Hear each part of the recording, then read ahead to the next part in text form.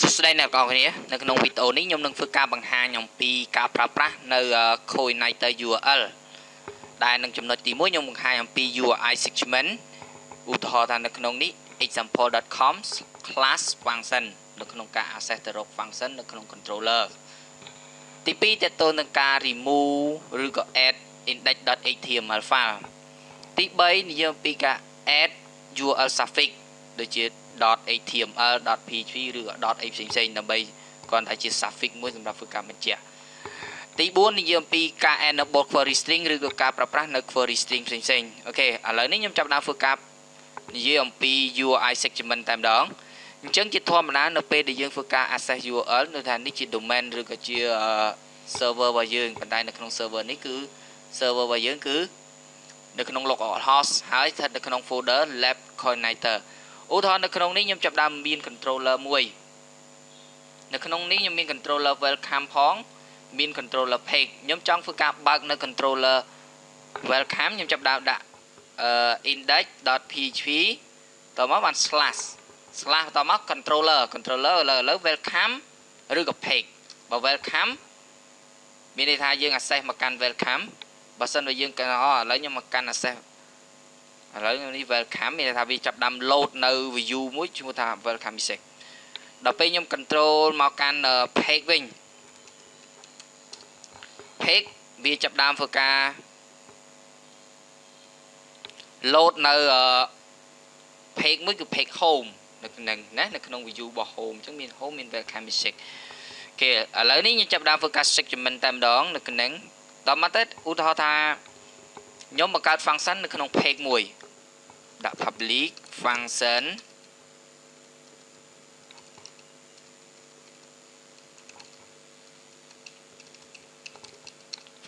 ឧទាហរណ៍ function នៅថា example ចុះ function example ហើយនៅក្នុងនេះខ្ញុំដាក់ echo h1 example តេ URI segment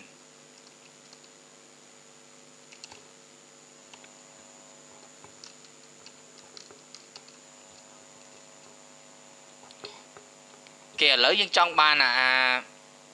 តេ URI segment នេះយើងចង់បង្ហាញអញ្ចឹងជាធម្មតានៅក្នុង page នេះគឺជា controller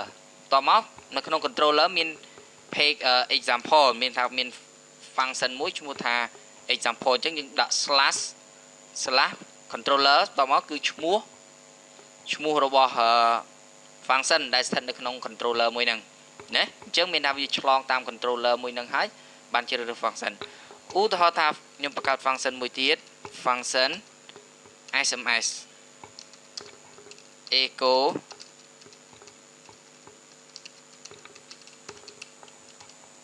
អូខេឥ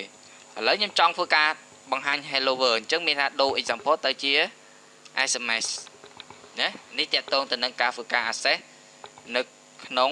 UI segment អញ្ចឹង domain class ហ្នឹងឬហៅថា controller តមកគឺជាឈ្មោះ function ដែលស្ថិតនៅក្នុង class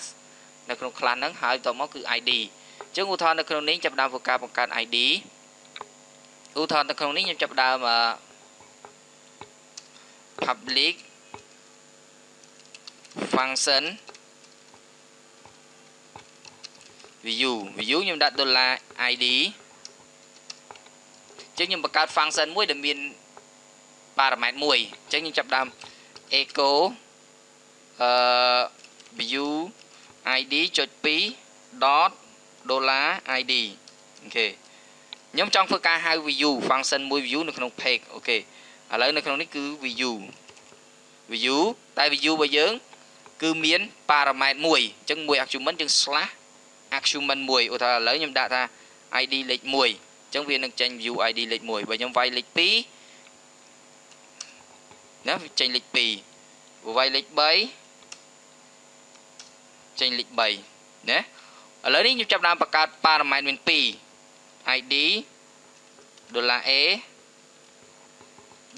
$b ខ្ញុំមាន parameter 2ខ្ញុំ echo $a បូកនឹង B អូខេចឹងនៅក្នុងនេះខ្ញុំដាក់ parameter មួយទេអញ្ចឹង parameter ទី1 slash មួយទៀតគឺ parameter ទី2អញ្ចឹង view ដែលមាន parameter ទី1និង parameter ទី2បើសិនបើយើងដាក់ parameter ទី3អត់មានបញ្ហាអីទេប៉ុន្តែសំខាន់ខ្លាចទៅពេលដែលយើងដាក់ class វាមានបញ្ហាតែម្ដងណាអូខេអញ្ចឹងតើតើទៅនឹង UI segment ហ្នឹងមានន័យថាទី1គឺ class ឬក៏ហៅថា controller ឈ្មោះ controller function របស់យើងហើយនឹង function បន្ទាប់មកទៀតអានេះគេហៅអាចជា parameter ឬក៏ជា ID ហេឥឡូវនេះខ្ញុំចាប់ដើមធ្វើការ remove index.file index.php ឬក៏ index.php file ណាអញ្ចឹងនៅកន្លែងណានៅក្នុងនេះយើងធ្វើការ access ទៅដល់ index.php ខ្ញុំចង់ធ្វើការ access ដោយមិនចាំបាច់មាន index.php ណាអញ្ចឹងទី1យើងត្រូវការបង្កើត att access មួយណាអញ្ចឹងនៅក្នុងនេះយើងចាប់ផ្ដើមធ្វើការបង្កើត att access មួយនៅក្នុង project របស់យើងនៅក្នុងនេះខ្ញុំ right click យក new file ដាក់ .at access ណាយើងមាន file at access មួយអូខេតោះមកខ្ញុំចាប់ផ្ដើមធ្វើការ copy នៅណា engine របស់វាខ្ញុំយកទៅ pass save បន្តមកទៀតឬក៏ខ្ញុំចូលទៅក្នុង user guide នៅក្នុង connector URL យើងមើលនៅក្នុងនេះគឺមាន remove ណាអញ្ចឹងមានថានេះយើងអាច copy code យកទៅប៉ុន្តែវាអាចខុសតិចតួចនៅក្នុងបើសិនបើវាអត់ដើរទេយើងអាចធ្វើការកែឆែងដោយដាក់ PT បន្ថែមនៅក្នុងនេះណាគេនេះតកតងទៅនឹងការសរសេរ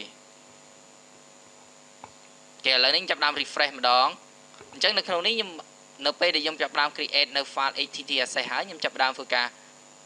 access វានឹងដើរធម្មតានៅក្នុងណាអញ្ចឹងមិនចាំបាច់ដាក់index.php ទេនៅក្នុងប៉ុន្តែបើសិនតែយើងដាក់មានបញ្ហានៅក្នុងការដាក់ក៏អត់មានបញ្ហាដែរគាត់ថាដាក់ក៏បានមិនដាក់ក៏បានអញ្ចឹងមានន័យថាយើងអាចធ្វើការដកវាចេញនៅក្នុងណាតើតងទៅនឹង att access អញ្ចឹងតើតងទៅនឹងការ remove index file php នេះអូខេចំណុចទី3និយាយអំពីការ add suffix នៅក្នុងការដើម្បីធ្វើការ add suffix ឧទាហរណ៍នៅក្នុងនេះខ្ញុំចង់បាន3អញ្ចឹងខ្ញុំចេញ .html អញ្ចឹងទៅនៅក្នុងណាគាត់តែបញ្ឆោតបន្តែយើងមើលនៅនេះ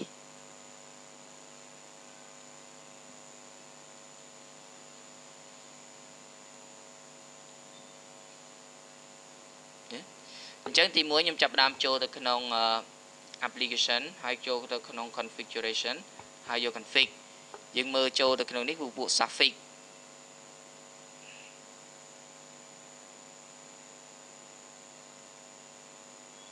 នេះ URL suffix នៅនេះណាអូខេឧទាហរណ៍ខ្ញុំចង់បានធ្វើការ .sms.html នៅពេលនេះ SMS នេះគឺអីគេ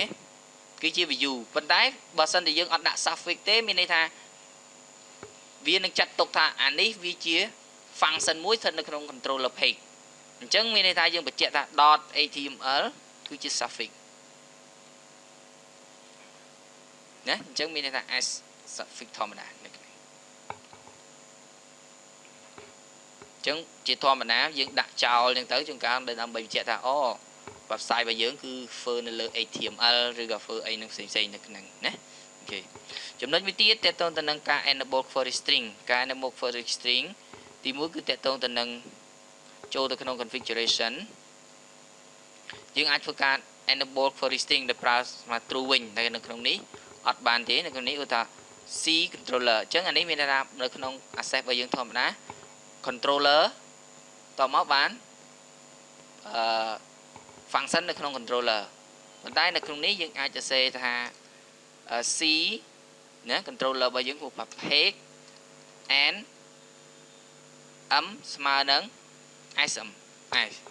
នេះយើងចង់សរសេរអញ្ចឹងនៅក្នុងអញ្ចឹងនៅក្នុងនេះយើងចាប់ដើមសរសេរដាក់ true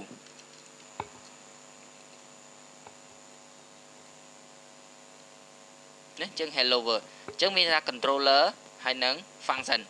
ឧទាហរណ៍នៅក្នុង function របស់យើងគឺមានផ្នែកផ្សេងទៀតឧទាហរណ៍ view មាន parameter អញ្ចឹងនៅក្នុងនេះអត់អាចប្រើអញ្ចឹងទេអញ្ចឹងនៅក្នុងនេះយើងអាចប្រើ $get នៃ a $get នៃ b អូខេអញ្ចឹង $get នៃ a នៃ b នៅក្នុងនេះយើងដាក់ទេយើងចាប់ដើម refresh អូខេចាប់ដើម view ស្មើនឹង view អញ្ចឹងនៅក្នុងនេះវាដាក់អត់មាន index a និង b អញ្ចឹងវាតតយើងភ្ជាប់với cả n a ស្មើ10 n b ស្មើ20អានេះតទៅនឹង query string អញ្ចឹងមានថាដើម្បីធ្វើការហៅ function នេះបានលុះត្រាតែយើងប្រើនេះជាឈ្មោះ controller ឬក៏ឈ្មោះ class នេះគឺជាឈ្មោះ function នៅក្នុង controller នេះគឺជា parameter បន្ថែមនៅក្នុងនេះយើងអាចប្រើប្រាស់បន្ថែមនៅក្នុងនេះដើម្បីធ្វើការចាប់យកនៅតម្លៃចេញពី URL គឺយើងប្រើ $get ដើម្បីធ្វើការចាប់អូខេអញ្ចឹងតើតងទៅនឹងការប្រើប្រាស់នៅ UI segment នេះគឺមានសារៈសំខាន់ហើយអ្វីដែលខ្ញុំធ្វើការបង្ហាញនៅក្នុងវីដេអូនេះខ្ញុំសូមធ្វើការបញ្ចប់